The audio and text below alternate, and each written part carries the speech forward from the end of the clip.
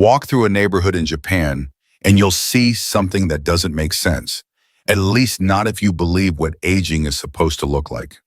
An 85-year-old climbing stairs without holding on to anything. A 93-year-old walking to the market with perfect posture. A centenarian who's never touched a walker. Now contrast that with the US, where almost half of adults over 75 rely on mobility aids just to move around their own homes. Here's what no one is telling you. The difference isn't genetics, it's habits. And many of the small, powerful habits that keep Japanese elders mobile, confident, and independent have quietly vanished from American life. This isn't another exercise tips for seniors video. You've seen those. This is about rediscovering the 5 daily movements hidden in plain sight that keep joints, young muscles strong, and balance sharp without ever stepping into a gym. These aren't stretches. They aren't workouts. They're lifestyle rituals deeply woven into Japanese culture and backed by science in ways most Western doctors overlook. In the next few minutes, you'll learn what these habits are, and more importantly, why they work in a way that feels effortless, natural, and even enjoyable. Before we get started, drop your name and where you're watching from in the comments. We'd love to hear from you.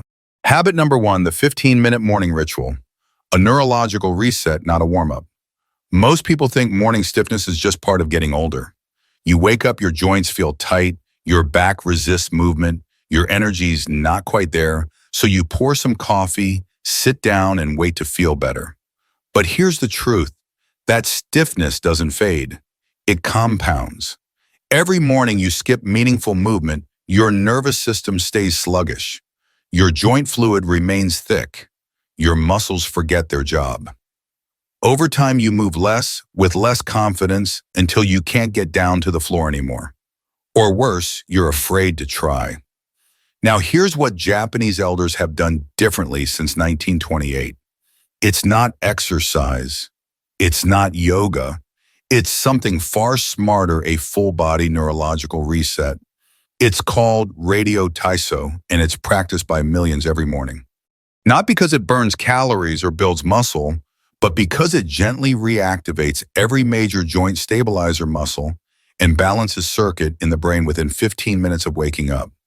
This habit doesn't just wake up the body, it recalibrates it. Think of it as restarting your phone so the apps run smoothly. Only this is for your spine, hips, knees, and proprioceptors.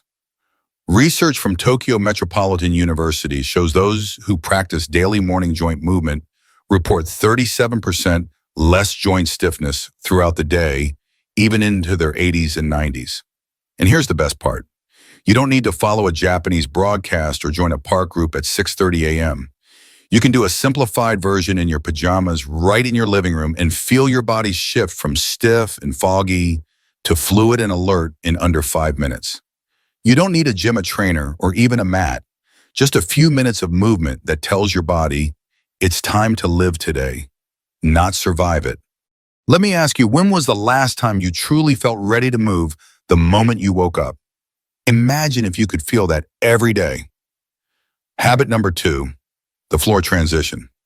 Lifestyle, the hidden strength test that protects your dignity.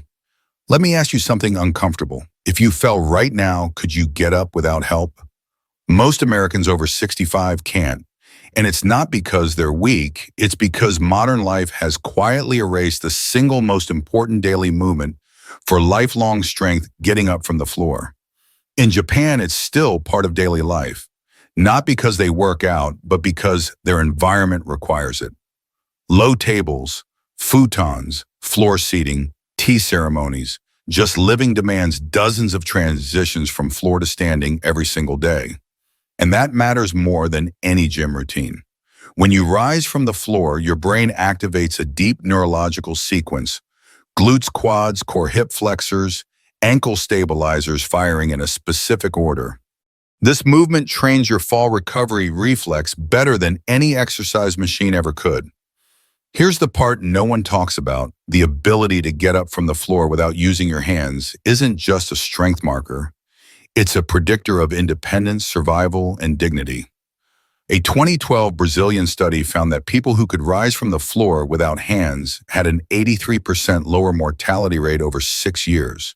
Not because of the movement itself, but because it reflects your brain's ability to control your body when life gets unpredictable. In America, we sit in chairs, sleep in high beds, use elevated toilets. We've engineered every challenge out of our movement, and we've lost exactly the strength we need to stay free. This isn't about furniture, it's about reminding your body what resilience feels like. Coming up next, we'll talk about how the Japanese walk differently and how each step silently preserves their joints. But first, when was the last time you got up from the floor just to prove you still could? Habit number 3, the Japanese walking secret. Why every step you take could be aging you faster. We've been told for decades, just walk more. But what if how you walk matters far more than how far you walk? In the US, most people walk with long strides, heavy heel strikes, and forward-leaning posture. It feels efficient, but it's quietly destroying your joints. Every step with a heel-first slam sends shock waves up your ankles, knees, hips, and lower back. Researchers at Stanford found that typical heel striking generates 2 to 3 times your body weight in impact with every step. Now multiply that by 8,000 steps a day. In Japan, elders walk differently. It's not just more often, it's more intelligent. Their steps are shorter, softer. Their feet land with the midfoot, not the heel. Their posture stays tall, their core gently engaged. This isn't a style. It's a system refined by centuries of walking in wooden sandals that made heel striking impossible. Biomechanical studies show that Japanese-style walking reduces joint impact by 32% and activates 47% more stabilizer muscles. That's not just joint protection. That's full body balance insurance built into every step. And here's what's truly shocking. Many Americans develop poor walking mechanics, not from injury, but from their shoes. Thick soles, rigid arches, elevated heels. We've turned our feet into passive passengers, unable to sense or respond to the ground. Japanese walking retrains your entire kinetic chain from the foot's muscles to the brain's balance centers. It's not about speed, it's about smart movement designed to preserve the joints that keep you independent. So the next time you walk, ask yourself, are you pounding the ground or moving with purpose? Up next, we'll explore the secret mobility weapon, hiding in every Japanese home: hip freedom. And if this section made you rethink how you walk, let me know in the comments. Your knees will thank you. Habit number 4, hip mobility by design. Why Japanese homes preserve the one joint that keeps you independent. You can lose 40% of your hip mobility and never notice until it's too late. That's the cruel part. The hip joint is a ball and socket meant to move in multiple directions. But the Western lifestyle locks it at 90 degrees almost all day long. Sit at breakfast, 90 degrees. Drive, 90 degrees. Watch TV, 90 degrees. Repeat that for 30 years, and suddenly you can't squat, can't tie your shoes, can't balance. Doctors call it adaptive shortening, when your body reshapes itself around limited movement. But in Japan, that loss never happens. Why? Because their culture bakes hip mobility into daily life, not as exercise, but as environment. Floor sitting opens the hips in external rotation. The Seiza position, kneeling on heels, promotes deep knee and ankle flexion. Even sleeping on futons requires deep squat transitions twice a day. These aren't workouts. They're joint-saving rituals disguised as routine life. And here's the kicker. Full hip mobility doesn't just protect your hips. It safeguards your knees, spine, and balance. When hips are locked, your lower back overcompensates. Your knees take extra strain. Your center of mass gets harder to shift, making falls more likely and recovery slower.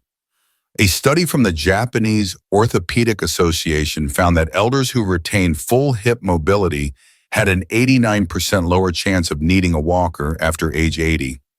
Not because they stretched, but because their homes demanded movement. In the West, we build comfort. In Japan, they build resilience. So ask yourself this: has your furniture made life easier or quietly taken your freedom? Coming up, the final habit, It's not a movement, it's a hidden balance training system built into every Japanese street and home. Habit number 5, environmental balance challenge. Why Japanese homes train your brain, not just your body.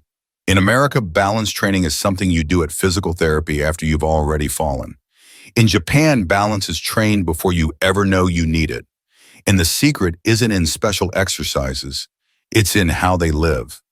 Step into a traditional Japanese home and you're greeted with a genkin, a raised entryway that forces you to step up and down while removing shoes. It sounds simple, but neurologically it's genius. Every time you step up, balance on one foot, twist, and reach for a slipper, you're running a full-body proprioceptive drill without realizing it. Japanese elders do this multiple times a day, every day of their lives. It's not exercise. It's exposure therapy for your balance system. Modern Western life, by contrast, is engineered for predictability. Flat sidewalks, even flooring, bright lighting, handrails everywhere. It feels safer, but it's robbing your body of the very challenges it needs to stay sharp. Here's what you probably didn't know: balance isn't a fixed ability. It's a neurological reflex that declines with disuse. When your brain stops encountering variable surfaces, unstable footing, or shifting angles, it loses the ability to respond.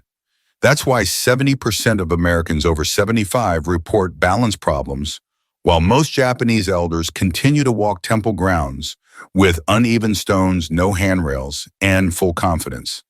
A Kyoto University study showed that elders who regularly navigated varied terrain had a 43% better balance recovery reflex when stumbling.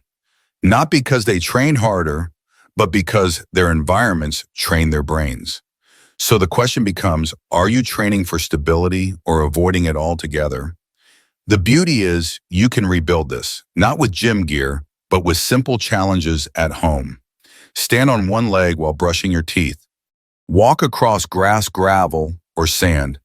Close your eyes for 10 seconds while washing dishes. Balance isn't lost with age, it's lost with comfort. And now that you know the truth, you can reclaim it. Up next, practical advice from a specialist perspective. How to choose the right starting point for your body and your lifestyle.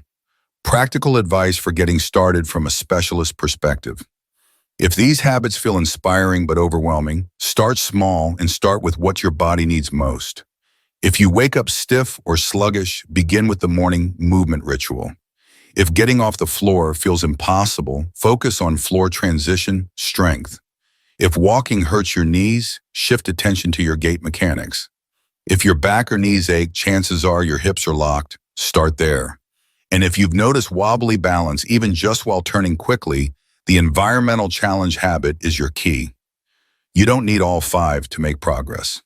Just pick one, stay consistent for 14 days and observe. Mobility isn't about doing more, it's about doing what matters. And you deserve to move with freedom. Not fear, you're not done moving, you're just getting started. Growing older doesn't mean growing weaker. It means getting wiser about what your body truly needs to stay free, strong, and independent. The Japanese don't age better because of perfect genes or miracle diets. They age better because they never stopped moving with intention. They never stopped rising from the floor. They never stopped walking with awareness. They never stopped challenging their balance. And most importantly, they never accepted that stiffness, decline, and dependency were just part of aging. Now you know what they know, and you can reclaim what many have forgotten. You don't need to overhaul your life. You just need to change the way you live, the small moments, the transitions, the steps, the morning minutes. Pick one habit. Just one. Practice it daily for 2 weeks and watch what shifts. Not just in your body, but in your belief about aging. Because your body is still listening. And movement is still the language it understands best. If this message spoke to you, share it with someone you love. Someone who still deserves to walk through life with strength, balance, and dignity. If this message resonated with you, I'd truly love to know, what's your name? How young are you and where are you watching from? And if you'd like to keep learning powerful ways to stay mobile, strong, and independent, as you age, consider subscribing. There's so much more I can't wait to share with you.